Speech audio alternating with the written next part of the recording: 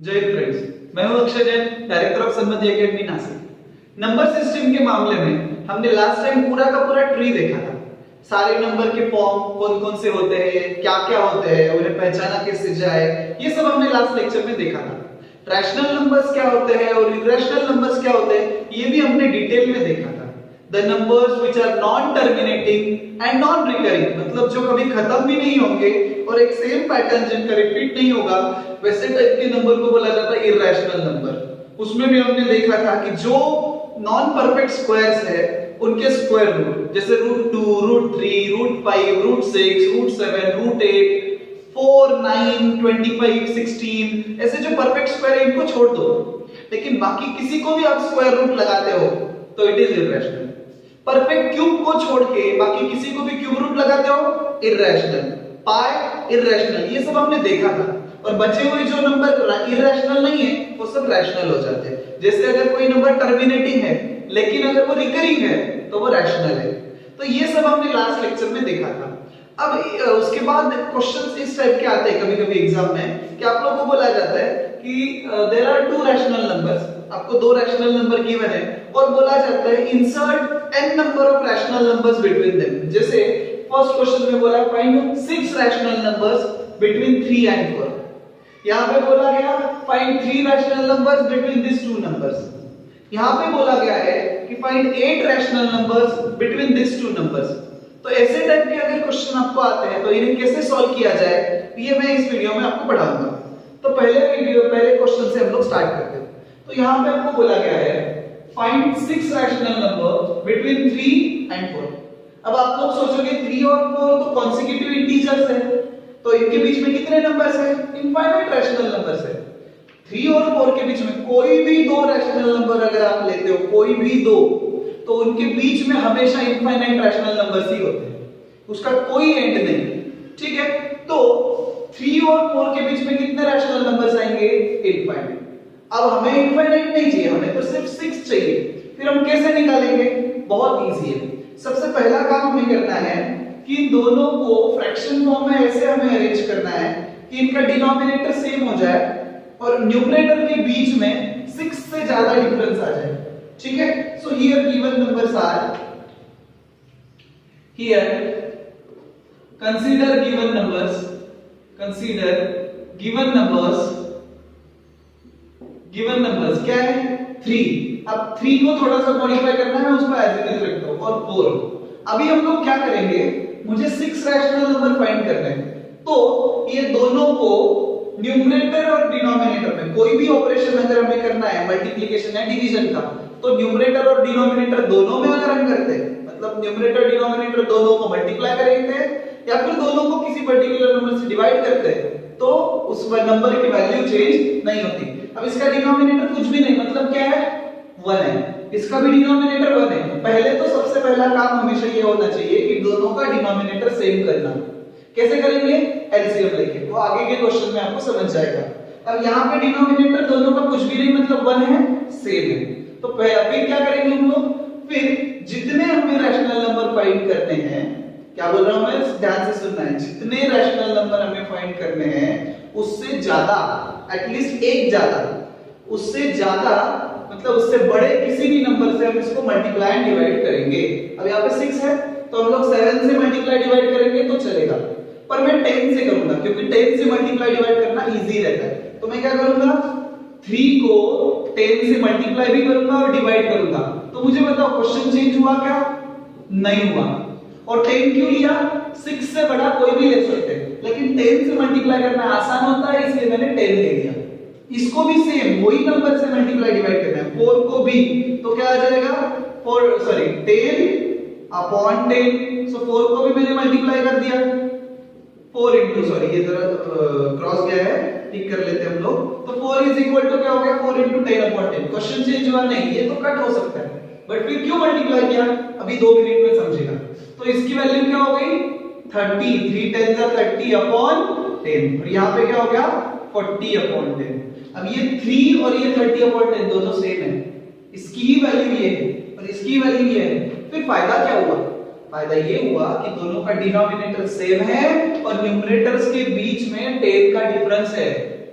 आ गया समझ में? देखो जब भी डिनोमिनेटर सेम होता है तो ग्रेटर या फिर लेसर ये चेक करने के लिए सिर्फ न्यूमरेटर से डील किया जाता है, क्योंकि डिनोमिनेटर तो सेम है तो उसको कंपेयर करने की जरूरत नहीं, तो सिर्फ न्यूमरेटर से कंपेयर होता है।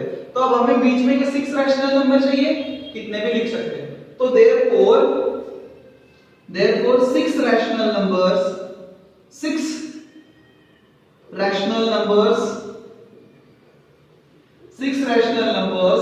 between 3 and 4 are, देखो 3 तो ये है 4 तो ये है, अब इन दोनों के बीच में 31/10 आएगा, 32/10, अब तो 39/10, कितने भी लिख सकते हो। तो r कौन कौन से होंगे? 31/10, क्योंकि 31/10 इससे बड़ा है और इससे छोटा है।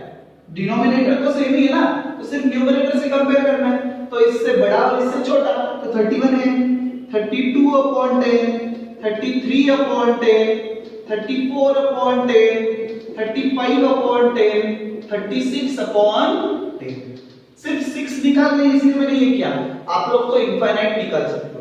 और इसलिए एक ऐसे टाइप के क्वेश्चंस में जब आप लोग एग्जाम में जाते हो और आप अगर अपने फ्रेंड्स के साथ आंसर वेरीफाई करने जाओ तो उसका आंसर अलग हो सकता है, आपका अलग हो सकता है, फिर आपको लगेगा आपका गलत है। नहीं, इनफाइनाइट नंबर ऑफ आंसर्स है, उसमें से आपने कुछ लिखे, उसने कुछ लिखे, करेक्ट है दोनों के भी, ठीक, अगर मेथड करेक्ट है तो। चलो अभी यहाँ पे तो डिनोमिनेटर सेम था तो ये आसान हो गया। अभी इसको देखते हैं, क्या बोला है? Insert 3 rational numbers between 2/5 and 3/7। अब यहाँ पे तो डिनोमिनेटर अलग अलग है, फिर क्या करेंगे? एकदम इजी है। सबसे पहला काम यहाँ पे हमें करना है कि डिनोमिनेटर को सेम करो। कैसे करेंगे? बहुत आसान है, बताता हूं मैं। यहाँ पे क्या करेंगे? कंसीडर गिवन नंबर्स, फिर क्या करेंगे? पहला नंबर 2/5 और दूसरा नंबर 3/7।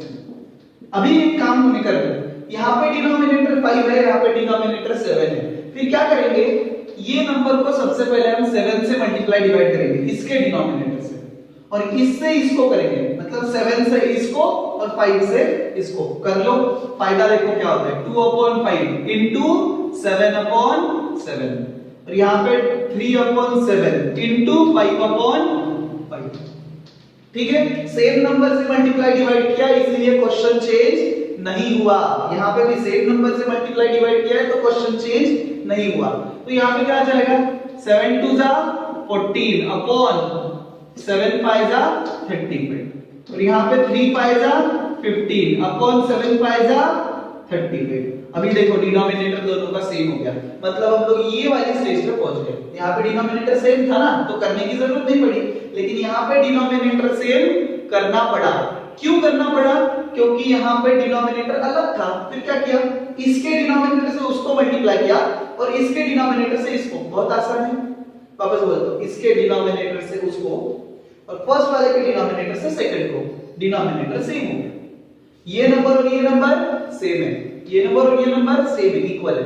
सिर्फ इसको स्टैंडर्ड फॉर्म में रिड्यूस कर दो तो ये बन जाएगा, इसको रिड्यूस कर दो तो ये बन जाएगा। अब नेक्स्ट स्टेप क्या करनी है हमें 3 रैशनल नंबर्स ढूंढने हैं। तो हमें 3 से बड़ा किसी भी नंबर से इन दोनों को मल्टीप्लाई करना है। तो 3 से बड़ा इजी नंबर है 10, तो मैं तो 10 से ही मल्टीप्लाई करूंगा। तो क्या करेंगे हम लोग? 10/10 इंटू 10/10, क्योंकि देखो 10 से मल्टीप्लाई करने के लिए टेबल लर्न होने की जरूरत नहीं पड़ती, सिर्फ आगे एक जीरो लगा दो आपका काम हो जाता है। तो अगर 10 से छोटे के नंबर चाहिए, 10 से कम नंबर चाहिए तो 10 से मल्टीप्लाई करो, 10 से ज्यादा चाहिए तो 20 से करो, जितना जैसे डिपेंड 100 से भी कर सकते हो, कोई ऑब्जेक्शन नहीं। सो यहाँ पे आ जाएगा 14 into 10 140। देखो टेबल की कोई टेंशन नहीं। 35 into 10 350, यहाँ पे भी 15 into 10 150, यहाँ पे 35 into 10 350। अब देखो दोनों का डिनोमिनेटर सेम है, हाँ, न्यूमरेटर्स में कितना डिफरेंस है? 10 का। मुझे कितने चाहिए? सिर्फ 3। हो गया मेरा काम। तो चलो लेते हैं। So therefore 3 rational numbers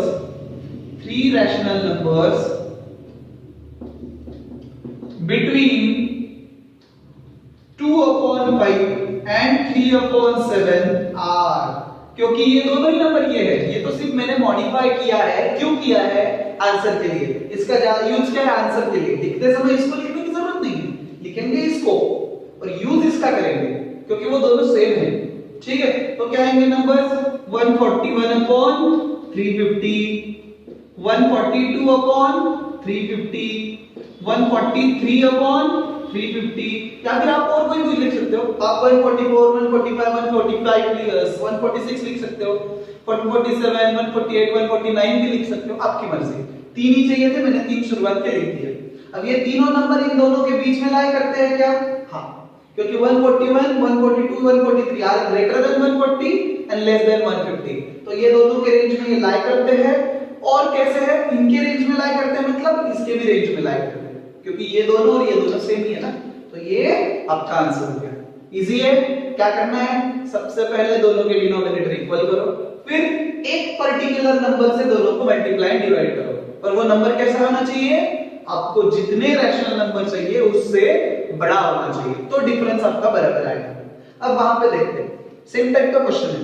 insert 8 rational numbers between 1.8 and 3.6। ये इतने रैशनल नंबर हमें इंसर्ट करने हैं, तो अब हम क्या करेंगे? ध्यान देते चलो। सबसे पहला नंबर कंसीडर करो। Here given numbers are, here given numbers are, पहला क्या है? 1.8 है और दूसरा क्या है? 3.6 है। अभी देखो, मुझे न्यूमरेटर डिनोमिनेटर फॉर्म में लिखने की जरूरत है क्या इसको? नहीं, कोई जरूरत नहीं है। डायरेक्ट जो दिए है उसको, चलो इसको तो इतना भी करने की जरूरत नहीं है। 1.8 एंड 3.6, इसके बीच में मुझे 8 रैशनल नंबर चाहिए। बहुत आसान है। आप लोग 1.8 और 1.9 दिया होता तो भी डायरेक्टली आंसर लिख सकते हो। So here given numbers are this, therefore rational numbers, rational number between 1.8 and 3.6 are. अब कैसे आएंगे? 1.8 लिखना है, उसके आगे 1 लिख दो तो वो इससे बड़ा हो जाएगा। फिर 1.82, 1.83, 1.84, 1.85, 1.86, 1.88, 1.89, 80 चाहिए थे मुझे, हो गया मेरा काम। बहुत आसान है। क्या क्या हमने सिर्फ 1.8 किया, उसके आगे 1 2 3 4 5 6 7 8 लिख दिए। मैंने 7 नहीं लिखा है ना, तो ठीक है, चलो 1.87 भी लिख देते हैं। तो ये हो गया आपके 8 रैशनल नंबर्स। अगर देखो 1.8 और 1.81 के बीच में बोला होता, फॉर एग्जांपल आपको बोला जाए, यहां पे लिखता हूं मैं कि find 10 rational numbers between 1.8 and 1.81, फिर क्या करेंगे? बहुत इजी है। क्या करना है? देखो 1.8, 1 से छोटा कौन है? 0, तो 0 लगाओ और फिर 1 लिखो। तो 1.801 इज लेस देन 81, तो 801, 1.802, 1.803 ऐसे आप लोग लिख सकते हो। क्योंकि नंबर को कंपेयर करना आता है आपको डेसिमल नंबर, और उसके बीच में एडजस्ट करने हैं तो डिजिट आगे आगे लेते जाओ, नंबर छोटा छोटा होता जाएगा। ठीक है, तो ये मेथड से आप लोग कोई भी दो रैशनल नंबर के बीच में n number of rational number insert कर सकते हो। अगर इसको आप लोग को ये मेथड से सॉल्व नहीं करना है तो फिर ये डेसिमल फॉर्म को फ्रैक्शनल फॉर्म में कन्वर्ट कर लो। कैसे करेंगे? ये पॉइंट एक डिजिट आगे शिफ्ट हो जाएगा, नीचे 10 आ जाएगा, पॉइंट आगे शिफ्ट हो जाएगा, नीचे 10 आ जाएगा, मतलब ये हो जाएगा 18/10, ये हो जाएगा 36/10। फिर आसानी से आप लोग नंबर फाइंड कर सकते हो। ठीक है, तो अभी अगर आपको कुछ नंबर्स दिए हैं, उसको असेंडिंग डिसेंडिंग फॉर्म में कन्वर्ट करने को, मतलब असेंडिंग और डिसेंडिंग फॉर्म सीक्वेंस में अगर अरेंज करने को बोला जाए तो कैसे करेंगे, उसका क्वेश्चन देखते हैं हम लोग। अब ये क्वेश्चन में आपको बोला गया है arrange -5/9, 7/12, -2/3 and 11/8 in ascending order. अब असेंडिंग ऑर्डर में इनको अरेंज करना है, मतलब कंपेयर करना है, पर कंपैरिजन कब हो सकती है? जब डिनोमिनेटर सबका सेम हो। मतलब हमें यहाँ पे क्या करना पड़ेगा? सबका डिनोमिनेटर सेम करना पड़ेगा। अब सबका डिनोमिनेटर सेम कैसे करेगा जाएगा? उसके लिए हमें एलसीएम निकालना पड़ेगा सबके डिनोमिनेटर्स का। मतलब हमें एलसीएम चाहिए 9 का, 12, 3 और 8, इन सब का एलसीएम हमें चाहिए। अब एलसीएम चेक करने के लिए हमेशा एक बात याद रखना है। क्या करना है? जो बड़ा नंबर है सबसे पहले हमें चेक करना है कि बाकी सब नंबर से उसको डिवाइड होता है क्या। अगर हो रहा है तो वही एलसीएम है, नहीं तो फिर सबसे बड़े नंबर का टेबल बोलते जाओ। वो टेबल में ऐसा नंबर हमें ढूंढना है जिसको बाकी सब से डिवाइड होता हो। अब देखो 12 को 3 से डिवाइड होता है, तो 12 और 3 का एलसीएम क्या हो गया, खुद 12, लेकिन बाकी दोनों से तो 12 को डिवाइड नहीं हो पा रहा है, फिर क्या करेंगे, 12 का टेबल खोलेंगे। अब 12 2 जा 24, अब 24 को 8 से डिवाइड होता है लेकिन 9 से नहीं होता, मूव ऑन, नहीं चलेगा। 12 3 जा 36, 36 को 9 से होता है लेकिन 8 से नहीं होता, नहीं चलेगा। 12 4 जा 48, तो उसको तो 8 से होता है लेकिन 9 से नहीं होता। 12 5 जा 60, उसको तो 8 और 9 दोनों से नहीं होता। फिर 12 5 जा हो गया, 12 6 जा 72, अभी 72 को 12 से तो हो ही रहा है, 3 तो सब्जेक्ट में नहीं है क्योंकि 3 तो खुद 12 को डिवाइड करता है। 9 से 72 को होता है क्या, यस। 8 से 72 को होता है क्या, yes. So 72 is LCM of this system. और अगर ये मेथड से आपको शॉर्टकट में नहीं आता है तो आप लोग फिर प्राइम फैक्टराइजेशन करो, कॉमन रूट्स ले लो, हो गया आपका एलसीएम तैयार, ठीक है। अभी देखते हैं इनको। So here numbers are, here given numbers are, क्या क्या है नंबर्स, पहला -5/9, तो मुझे 9 की जगह पे चाहिए 72, डिनोमिनेटर 72 चाहिए, तो किससे मल्टीप्लाई करना पड़ेगा, 8 से। फिर 8 से न्यूमरेटर डिनोमिनेटर दोनों को, तो आएगा -5/9 into 8/8। सो ये आंसर आ गया आपका 8 5 -40/72। अब दूसरा नंबर 7/12, अभी 12 को 72 बनाना है, किससे मल्टीप्लाई करेंगे, 6 से, तो ये आ जाएगा 7/12 और 6 से मल्टीप्लाई एंड डिवाइड करो, तो 7 6 जा 42 और 12 6 जा 72। फिर तीसरा -2/3, अभी 3 को मुझे 72 बनाना है, किससे मल्टीप्लाई करना पड़ेगा, 24 से मल्टीप्लाई करना पड़ेगा। सो ये हो जाएगा -2/3 into 24/24। सो 24 2 जा 48, 24 3 जा 72, ठीक है। अब लास्ट वाला 11/8, उसको अगर मुझे डिनोमिनेटर 72 चाहिए तो 9 से मल्टीप्लाई डिवाइड करना पड़ेगा। सो ये हो जाएगा 11/8 into 9/9। सो 8 9 जा 72, मतलब आपका एम ये है कि डिनोमिनेटर 72 आ जाए, उसके अकॉर्डिंगली जिससे भी मल्टीप्लाई करना है वो करना पड़ेगा, और न्यूमरेटर डिनोमिनेटर को करने से क्वेश्चन चेंज नहीं होता। सो 11 9 जा 99, ये हो गए आपके चारों नंबर तैयार, और ये सेम नंबर्स है, चेंज नहीं हुए, सिर्फ दिखने में अलग है, इसको रिड्यूस किया जाए तो ये वापस बन जाएंगे, ठीक है। तो अभी देखो डिनोमिनेटर तो सबका सेम है, न्यूमरेटर्स को कंपेयर करना है। सो देयरफॉर असेंडिंग ऑर्डर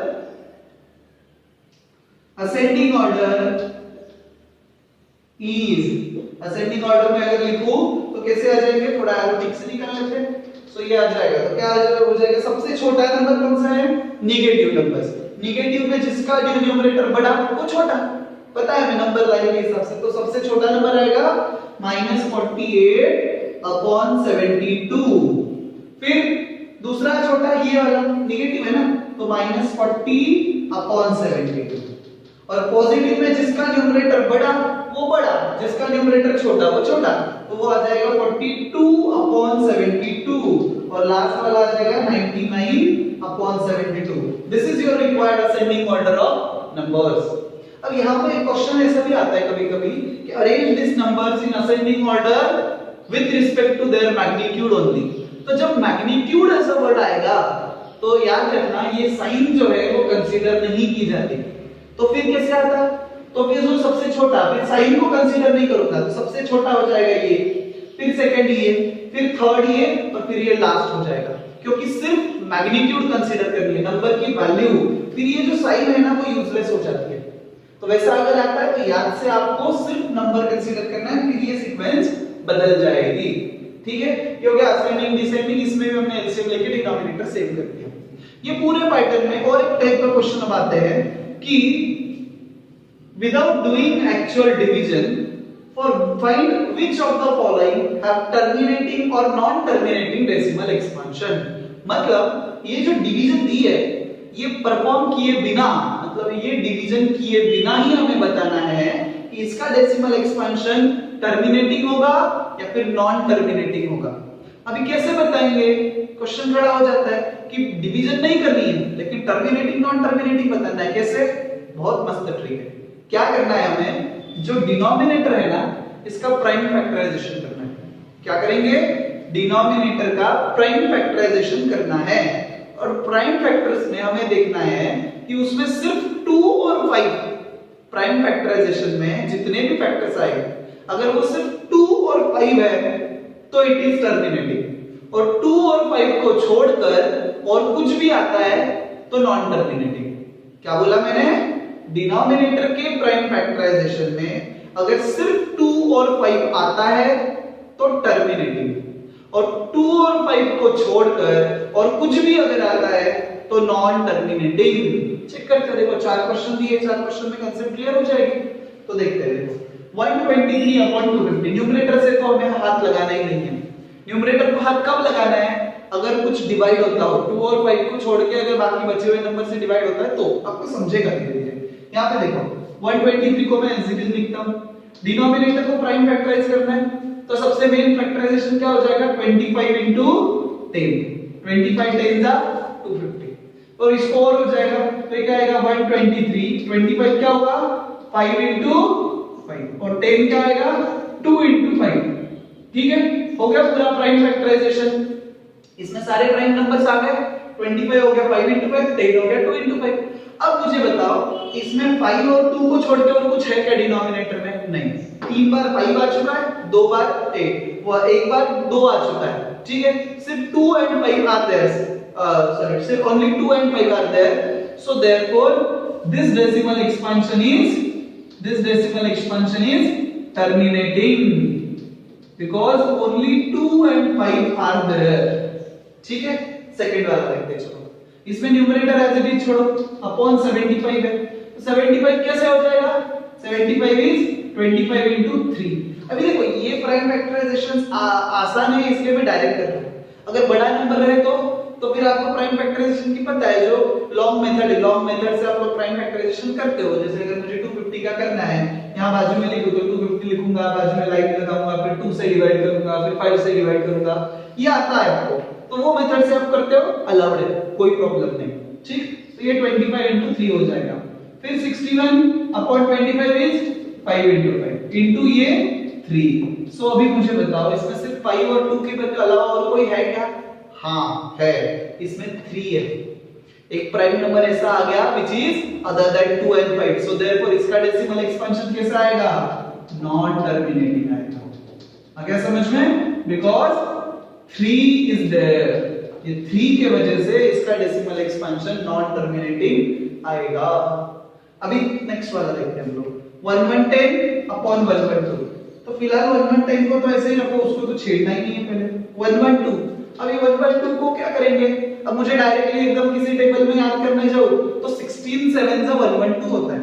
अगर आपको नहीं आता है तो 2 से डिवाइड करो, आप लोग 2 से डिवाइड करोगे तो ये हो जाएगा 56, फिर और 2 से करो तो जैसे आता जाएगा वैसे। और मेरे को पता है टेबल, तो इसीलिए टेबल लर्न होने चाहिए। तो ये 16 into 7 आ गया। ठीक है, अभी 16 क्या है, 16 is 4 times 2, 2 into 2 into 2 into 2 into ये बचा हुआ 7। ठीक, अभी डिनोमिनेटर में 7 है तो क्या, it is other than 5 and 2, so therefore this decimal expansion is again non-terminating। आगे मैंने लिखा तो आपको पता है नॉन टर्मिनेटिंग है। ठीक है, अभी इसकी बात करते हैं सेम वैसे टाइप से। 33 ऊपर, नीचे 96। अभी 96 किसके टेबल में आता है, 16 के टेबल में आता है। 16 6 जा 96, तो 16 into 6, या फिर आप लोग ऐसे भी ले सकते हो 24 4 जा। नहीं आता है तो 2 से डिवाइड करते जाओ, 48 into 2 आएगा, फिर 48 को डिवाइड करो, 24 into 2 आएगा, फिर 24 को डिवाइड करो, 12 2 आएगा, और 2 से डिवाइड करो, 6 2 आएगा, और ऐसे करते जाना है। ठीक है, तो ये हो जाएगा 33 अपॉन, इसको प्राइम फैक्टराइजेशन करके 16 हो जाएगा 2 into 2 into 2 into 2, और 6 हो जाएगा 2 into 3। अब यहाँ पे 3 आ गया। अब आप लोग बोलोगे 3 आ गया है तो नॉन टर्मिनेटिंग है, मैं बोल रहा हूं टर्मिनेटिंग। आप लोग को लगेगा 3 है तो टर्मिनेटिंग है, पर मैं बोल रहा हूं कि आंसर इज टर्मिनेटिंग। हाउ, अब सोचो थोड़ा सा कि आंसर टर्मिनेटिंग क्यों है। आंसर टर्मिनेटिंग इसलिए है क्योंकि ये 3 जो है वो न्यूमरेटर को कट करके वैनिश हो जाता है, और इस वजह से आंसर 11 अपॉन बचे सिर्फ 2। अब ये सारे 2 बचे तो आंसर तो टर्मिनेटिंग है, क्योंकि 2 और 5 के अलावा और कुछ है ही नहीं इसमें। 5 भी नहीं है पर 2 और 5 दोनों है, एक ही है तो चलता है, उसके अलावा कुछ नहीं होना चाहिए। अब देखो यहाँ पे 3 आ रहा था लेकिन 3 न्यूमरेटर को कट नहीं कर सकता था। 61 इज नॉट डिविजिबल बाय 3 तो हमने किया नहीं। यहाँ पे 7 तो 1110 इज नॉट डिविजिबल बाय 7 तो हमने वो भी नहीं किया। लेकिन यहाँ पे 33 इज डिविजिबल बाय 3 हमने डिवाइड किया और हमारा आंसर टर्मिनेटिंग आया। तो ये टाइप की कांसेप्ट जो होती है वो डेसिमल एक्सपेंशन में है। अगर आप लोग को आज के लेक्चर में कुछ भी डाउट आता है तो नीचे कमेंट सेक्शन में कमेंट करके या फिर मेरे नेक्स्ट स्क्रीन पे दिखाए जाने वाले नंबर पे कॉल करके व्हाट्सएप करके भी आप अपना डाउट पूछ सकते हो। अगर नासिक से हो तो सन्मति एकेडमी के कॉलेज रोड या फिर मसूर कोई भी ब्रांच में विजिट करके आप लोग अपना डाउट क्लियर कर सकते हो। और एक बात मैं आपको बताना चाहूंगा कि ये जो लेक्चर की सीरीज है ये देखते रहने के लिए आप लोग नोटिफिकेशन ऑन कर लेना और चैनल को सब्सक्राइब कर लेना ताकि आपका कोई वीडियो मिस ना हो और आपका पढ़ाई चलती रहे properly. Have a nice day, good bye.